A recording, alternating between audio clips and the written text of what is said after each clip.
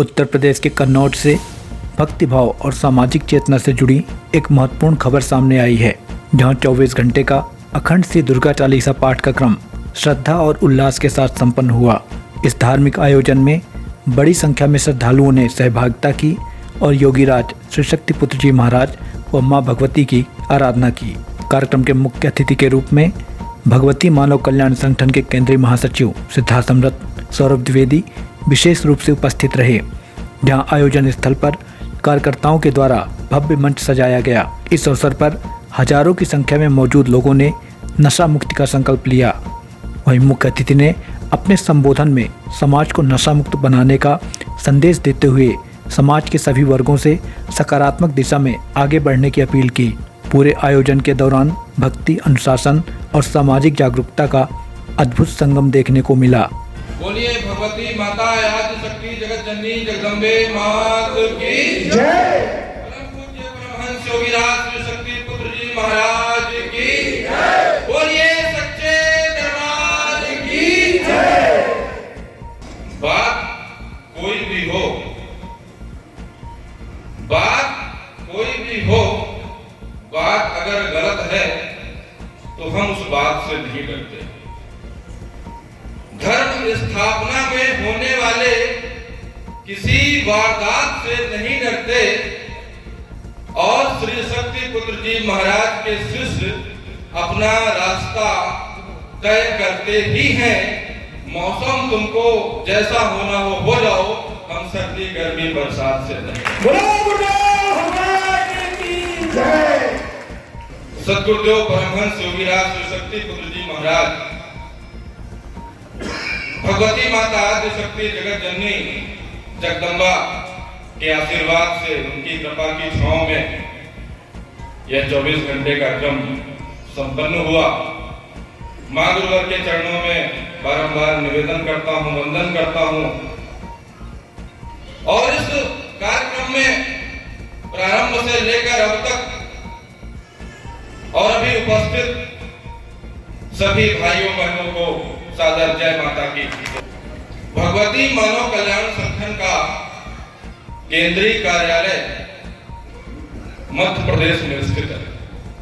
हम में से कई लोग जानते हैं और कई नए भाई बहन भी यहाँ पर उपस्थित हैं। मध्य प्रदेश में व्यवहारी में पंचज्योति शक्ति तीर्थ सिद्धाश्रम में परमहंस योगीराज श्री शक्ति पुत्र जी महाराज जहां पर साधना करते हैं, तपस्या करते हैं और उन्हीं के चिंतन से, उन्हीं के चरणों से 24 घंटे के ऐसे अनुष्ठानों की गंगा पूरे देश भर में प्रवाहित हो रही है। कल हम लोग आ रहे थे 600 किलोमीटर का लगभग सफर और जब चित्रकूट पहुंचे तो कोहरे के दर्शन होने लगे। पता चला कि मध्य प्रदेश में तो ठंड अभी है नहीं विशेष, यहाँ पर बोले बहुत ठंडी है, 2 दिन से शुरू हो गई है। कल परम पूज्य सद्गुरुदेव जी महाराज से आशीर्वाद भी फोन के माध्यम से लिया गया, चर्चा हुई। परम पूज्य गुरुदेव से निवेदन किया कि गुरुवर आपका आशीर्वाद सभी पर रहे, कार्यक्रम सफल हो।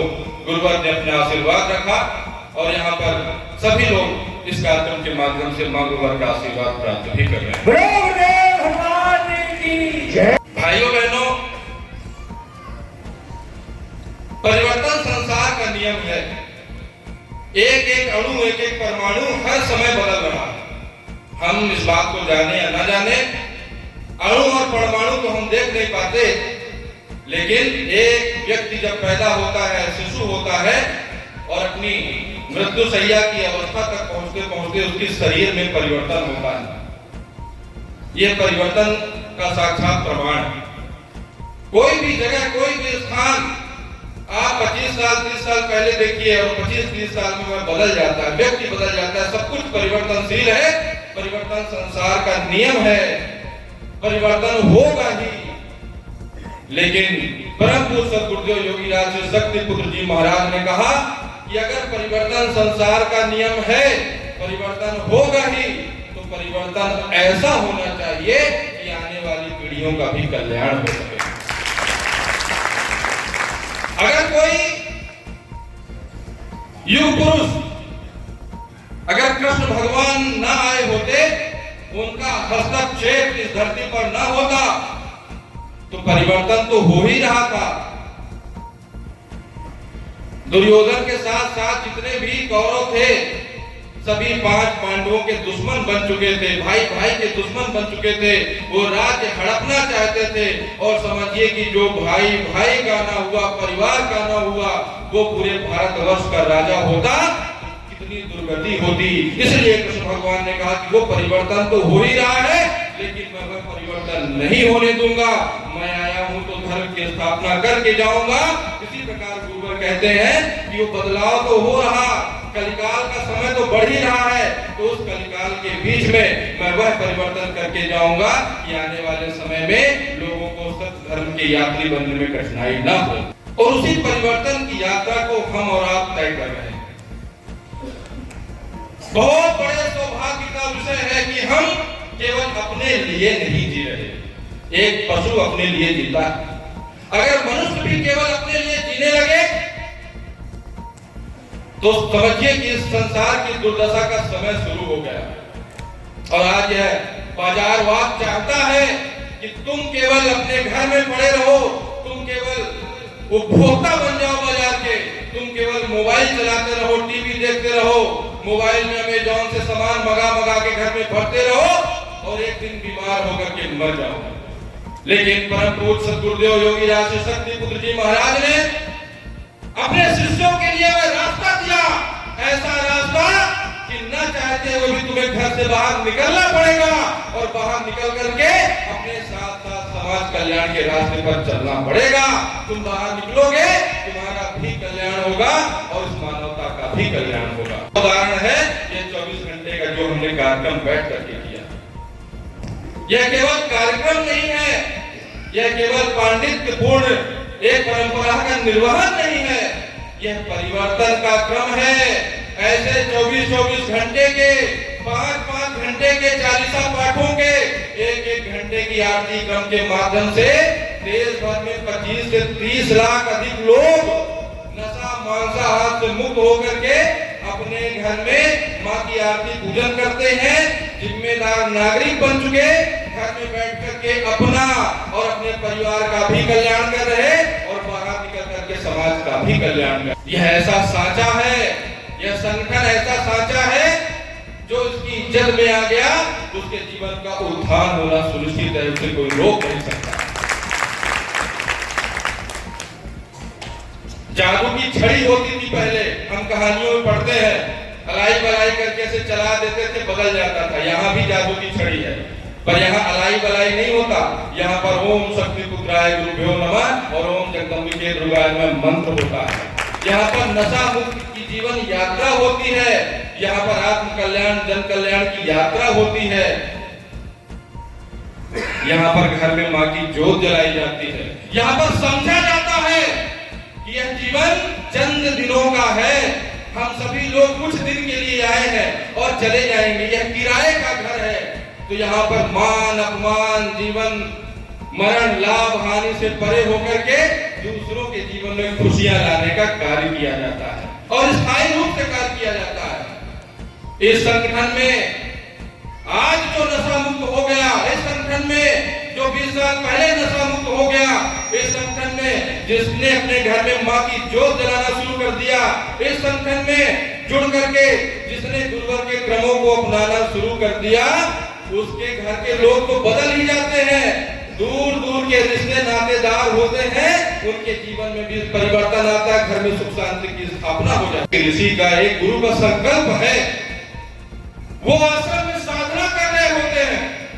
एक व्यक्ति दूसरे व्यक्ति को जरा सा भी कुछ करना नहीं चाहता, लेकिन सोचिए कि 24 घंटे में से 20-22 घंटे साधना रत रहते हैं, पुरुषार्थ रत रहते हैं। केवल किस लिए कि चाहे कोई आदमी आश्रम में आए तो भी मैं उसके लिए उसका कल्याण कर सकूं, और कोई आदमी 1000 किलोमीटर दूर बैठ करके माँ का गुणगान करे, मेरी स्मृति में मुझे लाए, तो भी मैं दूर से भी उसका कल्याण कर सकूं। एक ऋषि का संकल्प है। इसलिए संगठन से जो कोई जुड़ता है, गुरुवर से जो कोई जुड़ता है, उसके घर में सुख शांति आती ही आती है। दुनिया की कोई नकारात्मक शक्ति रोक नहीं सकती। आचरण में अगर परिवर्तन ना हुआ, अगर आचरण नहीं बदला, तो चाहे मंदिर चले जाइए, गुरुद्वारा चले जाइए, पूरे तीर्थ धाम घूम आइए। कई लोग घूम के आते हैं, बोले चारों धाम कराए और अगले दिन वही गांव में पेड़ के नीचे बैठ के तंबाकू ठोक रहे हैं, वही सिगरेट पी रहे हैं, वही गांजा चिलम मार रहे हैं, शराब पी रहे हैं, घर में महिलाओं को मार रहे हैं, बच्चों का ध्यान नहीं रख पा रहे। तो समझिए वो चारों धाम आपके बेकार गए, आपका पैसा बेकार गया। तो परम पूज्य सद्गुरुदेव जी महाराज कहते हैं कि जो ग्रंथों में तीर्थ की महिमा बताई गई कि तीर्थ धाम तो ऐसा एक कार्य है कि उसके बाद जिंदगी ही बदल जाती है। लेकिन जब तक मन में परिवर्तन ना हुआ, मन का तरंग मार लो तो हो गया भजन, और आदत बुरी सुधार लो तो हो गया भजन। ये अगर नहीं हुआ तो कोई मतलब नहीं हुआ। और घर बैठे बैठे मेरे जीवन में परिवर्तन आ गया, मेरे घर में रोज पूजा पाठ होने लगा, जीव हत्या मैंने बंद कर दिया। अगर मैंने अपने घर से मांसाहार बंद कर दिया तो सभी तीर्थ धामों का अपने आप जो भी उनका पुण्य होगा मेरे घर में मुझे अपने आप बैठ करके ही मिल जाएगा। एक संगठन का कार्यकर्ता, कितना विश्वास है समाज को। आजकल तो धर्म में इतनी विकृतियां आ गई हैं, कहने में कोई दो राय नहीं। हम भी टीवी देखते हैं, अखबारों में देखते हैं कि बड़े बड़े धार्मिक वेश धारण किए हुए लोग जेलों में हैं। किसी पर दुष्चरित्रता का आरोप लगा है, किसी पर चोरी का आरोप लगा है। क्या करें, समय ही ऐसा चल रहा। लोग धर्म के मार्ग पर बढ़ते तो हैं लेकिन बढ़ नहीं पाते, कलयुग का प्रभाव है। तो बड़े बड़े साधु संत जिस योग्यता को नहीं पाए वो परम पूज्य सद्गुरुदेव जी महाराज के छोटे छोटे शिष्यों ने प्राप्त कर लिया।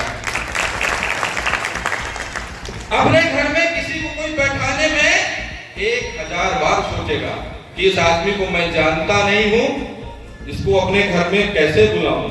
लेकिन सद्गुरुदेव जी महाराज ने अपने शिष्यों को केवल पूजा करना नहीं सिखाया, बल्कि उनके आचरण में भी परिवर्तन किया है कि तुम अपरिचित घर के लोग बुलाते हैं, फोन करते हैं टीम प्रमुखों को, पदाधिकारियों की, भैया हमारे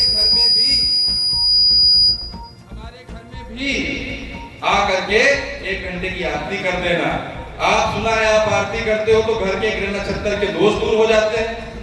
भैया हमारे घर में भूत प्रेत की परेशानी है, आकर के आरती कर देना।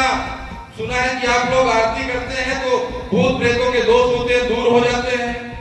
फिर पूछते भैया पैसा कितना लगेगा, तो भैया इधर से कहते हैं कि बहन जी भैया 1 पैसा नहीं लगेगा, केवल अपने घर में एक जगह पर माँ की ज्योति जला देना, माँ की छवि रखने की जगह बना देना और आप हमारे साथ बैठ करके माँ की आराधना कर लेना, इसके अलावा कुछ भी नहीं लगेगा।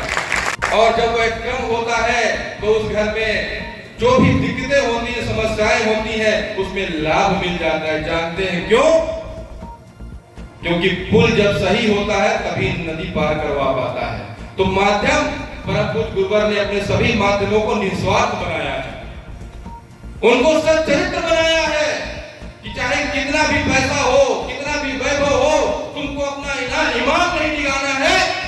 तुमने जिस प्रकार से माँ की कृपा अपने जीवन में प्राप्त की है उसी भाव से किसी के घर में जाकर के कार्यक्रम कराना, ताकि तुमने जो पाया है उसको भी वह प्राप्त कराने में सहायता कर सके।